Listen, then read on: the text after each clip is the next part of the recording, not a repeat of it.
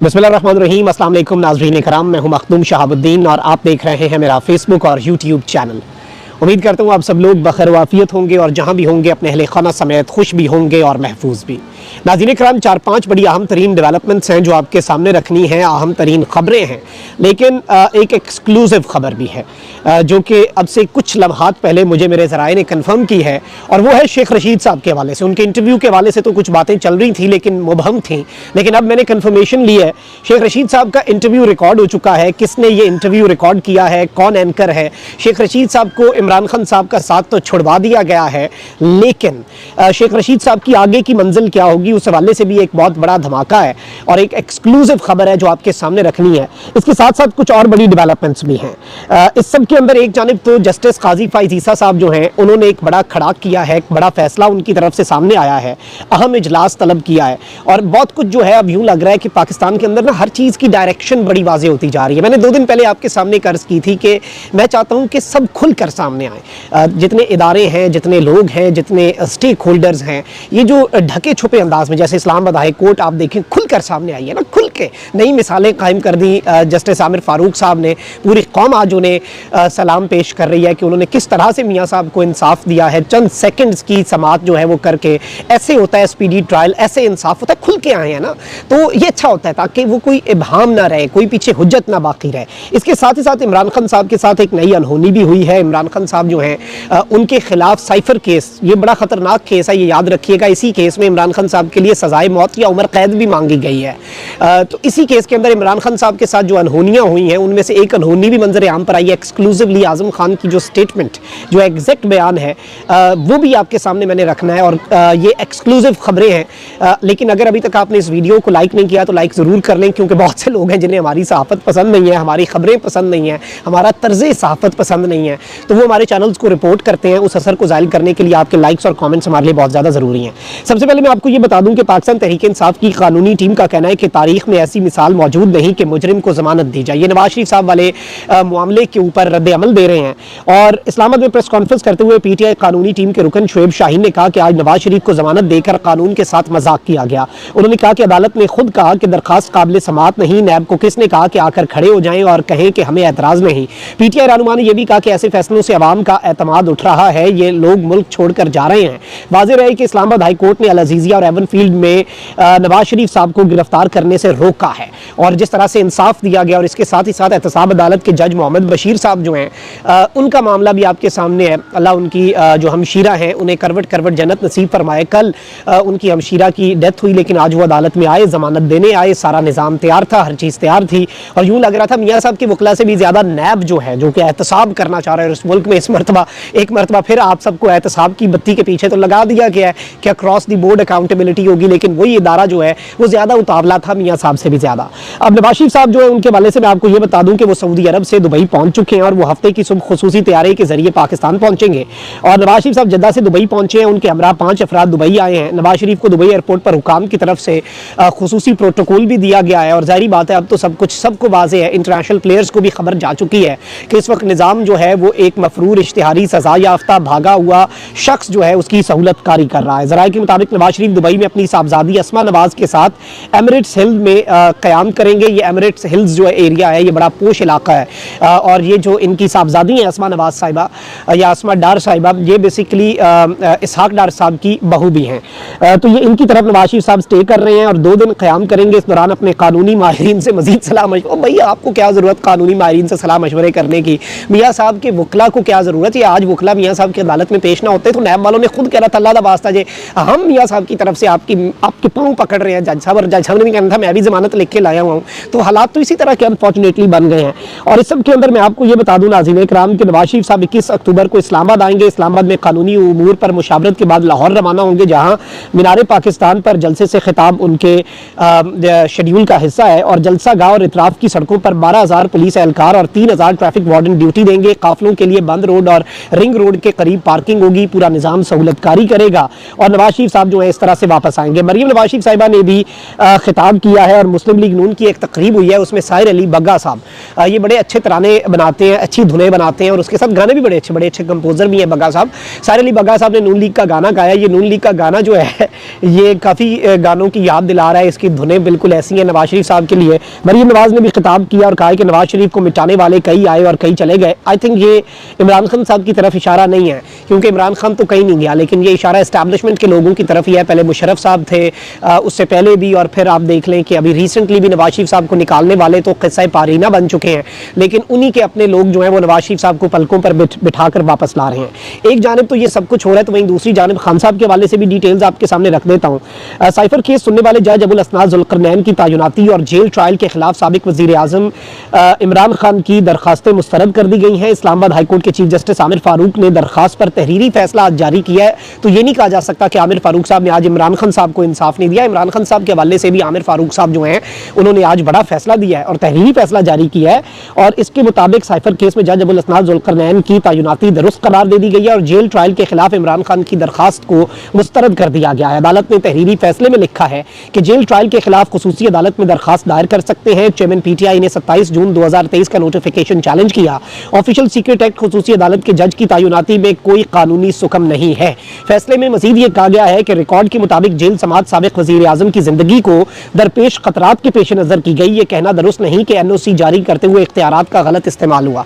अच्छा, अब इमरान खान साहब की जान को लाहक खतरात की परवाह है, लेकिन जब इमरान खान साहब खुद कहते थे उन पर कातलाना हमला भी हो चुका है, लेकिन उस वक्त ऐसा कुछ भी निज़ाम की तरफ से उन्हें फ़ायदा या ऐसा कोई बेनिफिट नहीं दिया गया। और अब जब इमरान खान साहब कहते हैं कि मुझे निकालो ना, मुझे लाओ अदालतों के अंदर, लोग भी देखें, तब आप इन कैमरा समातें करते हैं, तब आप जेलों के अंदर समातें करते हैं। मतलब निज़ाम और कितना एक्सपोज होना चाहता है। अच्छा भाई, दूसरी जानिब इलेक्शन कमीशन की तरफ से अब देखता यह है कि इलेक्शन कमीशन का यह फैसला माना जाता है कि नहीं, लेकिन इलेक्शन कमीशन ऑफ पाकिस्तान ने अडयाला जेल में कैद साबिक वजीर आजम इमरान खान को पेश करने का हुक्म जारी कर दिया है।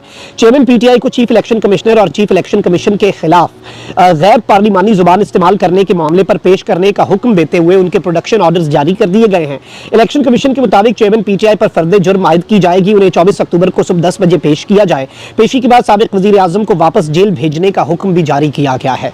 और इमरान खान साहब के ऊपर फर्द जुर्म लगनी है तौहीन अदालत के, तौहीन इलेक्शन कमीशन की तौहीन जो है, तौहीन अवाम के ऊपर कोई इस मुल्क में दफ़ा नहीं है, तौहीन आइन पर इस मुल्क में कोई दफ़ा नहीं है, लेकिन जाहिर बात है कि तौहीन इलेक्शन कमीशन तो ऑब्वियसली इसमें कौन सी कोई दूसरी राय है।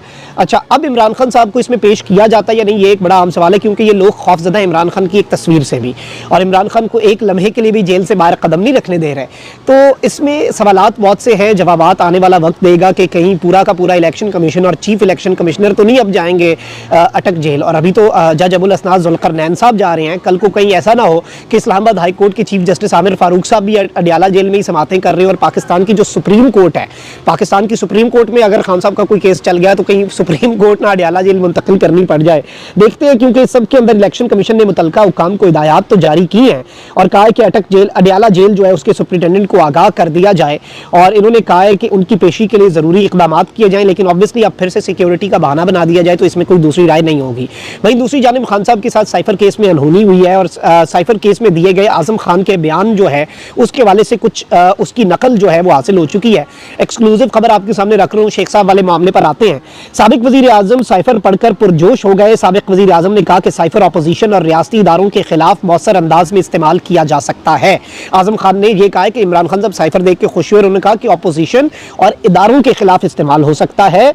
और साबिक वजीर आजम ने कहा कि साइफर अमरीकी एहलकार की गलती है। साबिक वजीर आजम ने यह भी कहा कि साइफर तहरीक अदम एतमाद नाकाम बनाने में भी इस्तेमाल हो सकता है।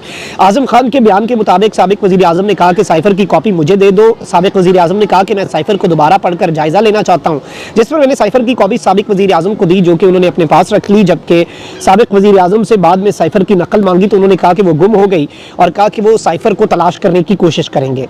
आजम खान ने अपने बयान में कहा है कि साबिक वजीर आजम ने मिलिट्री और जाती अमले को भी साइफर ढूंढने का कहा। साबिक वजीर आजम ने कहा कि वो साइफर को आवाम को दिखाएंगे। मैंने उन्हें मशवरा दिया कि यह खुफिया मरासला था जिसे बताया या दिखाया नहीं जा सकता। इन्होंने मजीद कहा आजम खान साहब ने कि 28 मार्च को मेरी मौजूदगी में साबिक साबिक वज़ीर आज़म ने बनी गाला में एक इजलास की सदारत की।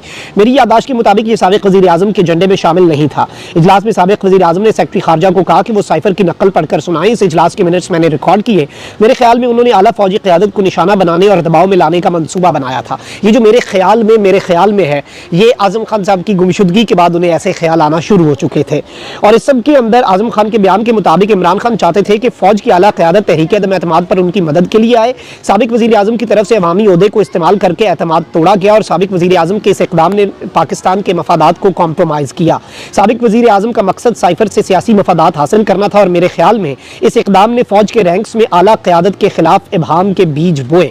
मतलब अब इनके ख्याल के मुताबिक ये सब कुछ हो रहा है। तो आप यहीं से अंदाज़ा लगा लें कि ये मामला कितना संगीन और कितना ख़तरनाक है और किस कदर ख़तरनाक 161 के बयानात हैं इमरान खान साहब के खिलाफ। और इस सब के अंदर वही बात है जो कि स्पेशल प्रोसिक्यूटर ने अदालत में कह दिया कि इमरान खान साहब का जो जुर्म है, इस जुर्म पर या तो सजाए मौत बनती है या फिर उम्र कैद की सज़ा बनती है।